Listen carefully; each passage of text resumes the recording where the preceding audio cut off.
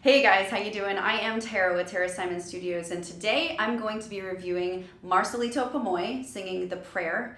And I love this song. I'm not familiar with him, but I am familiar with The Prayer. I love singing it myself. I love Celine Dion and Andrea Bocelli's version of it, so I'm very excited to be reviewing this today for you guys. Here we go.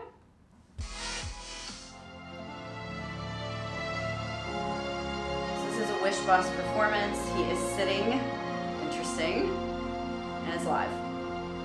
Wish 1075.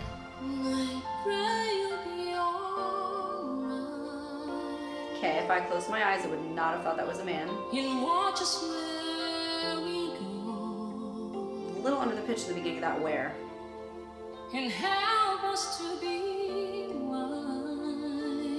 Beautiful. In times when we don't know. A little under at the beginning of that one too. When he crescendoed, he got more in the center of the pitch. When we lose our way. Ready? Lead us to a place, guide us with your grace, to a place where we'll be safe. Okay, so he's got a beautiful voice. It's very difficult as a man to sing that fluidly with such control so high. So I give him great props for that. So far from the beginning up until now, on the longer extended holds, if you're really a pitch Nazi, which I kind of am, there have been sags in pitch when he is decrescendoing into a crescendoed note. And once he gets a little more volume and a little more support underneath that note, he goes right into the center of the pitch. Now, when we talk about pitch, I'm not talking about, oh yeah, it was on or it was off. There's a difference between on, off, and then dead center of pitch, left of center, and right of center. So what I mean when I'm talking about perfect pitch is right in the middle, dead center, okay? I'm not saying that he was off the note. I'm saying that he was under the center of the perfect pitch of the notes. There's a big difference. So this is being really picky here. I'm not trying to rag on him at all. And look, there's times when I've been left of center or right of center. Nobody's perfect, right? But my job is to review it. And so what I'm saying is that as he's sustaining saved, a centered saved would have been saved the whole way through. My note does not change. His, and I'm gonna probably end up over exaggerating a little bit just to try to make sure you hear, but it was more like saved. You hear how as I got a little louder, the pitch kind of rounded out and recentered itself. It kind of locked into place. Whereas before, it wasn't that it was really all that off, but there was also something just a little wrong with it too. And that's what I mean by that. So there were parts in the beginning where it was just a little bit off and it could have been on from the start instead of midway through the note. Ooh. Cool. Bipolar vocals.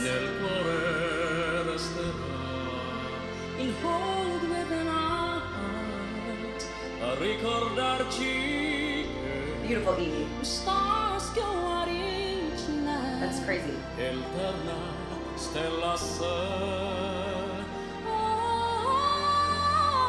Wow.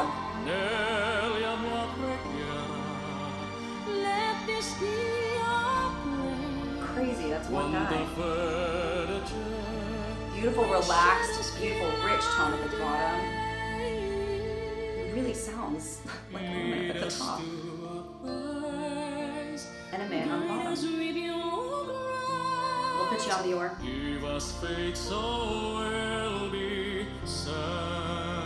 Drop the jaw a little bit more there. Except.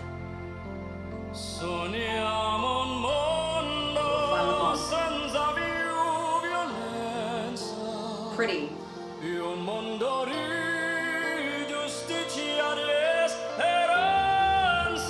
Wish he wouldn't have breathed there. Pretty.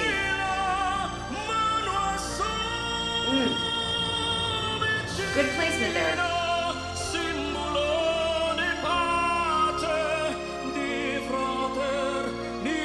Wish he wouldn't have breathed there either.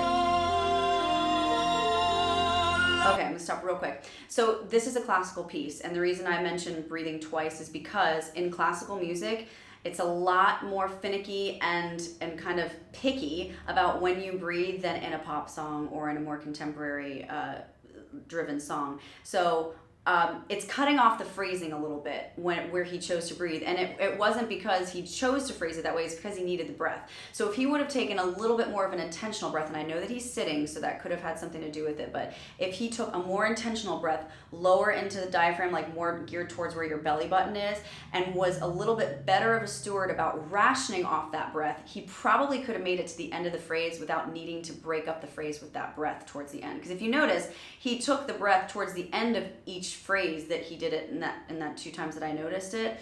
It wasn't like at the beginning. It was more towards the end. So it kind of caught him. He kind of got caught needing more breath to continue out to finish the phrase. So a little bit more of intentional breathing there probably would have got him all the way to the end. By the way, side note before I start again, what on earth? He's one guy singing basically literally both parts. I mean, I was waiting for him to be like a Tuvan throat singer. If you don't know what that is, look it up, it's really cool, and split his voice in two and just go ahead and do harmonies all at once, because that's what's next, right? I mean, he's literally doing both people's parts. That's really hard, by the way, to go from such a drastic range lower and to such a drastic range higher. And not only did he change his range so quickly, but he changed the timbre of his voice. If you notice, his voice was very rich and deep and thick when he was singing Andrea's part, and when he went to Celine, it changed to that thinner, more pointed sound, which was so nice to hear the dichotomy of. It was really good.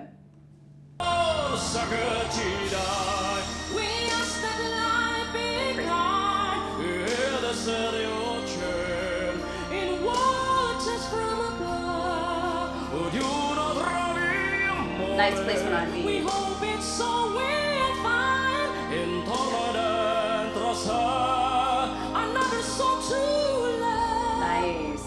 Let this be our prayer. Let this be our prayer. Just like every child.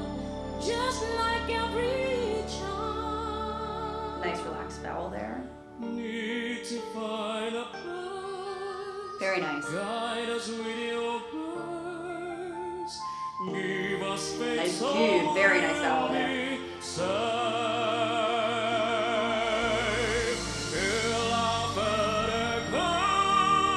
Nice.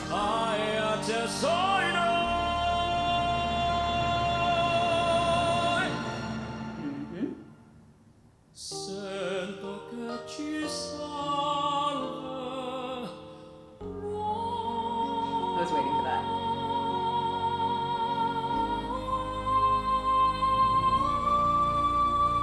Squeeze, squeeze, squeeze. Oh, he's like, yes, I can breathe now. 107.5. Really good, really, really good. That takes a lot of breath control at the end too. Not just because it's a long note, but because of the melodic line of the end of that note. You're not just sustaining a single note. When you move up from ra,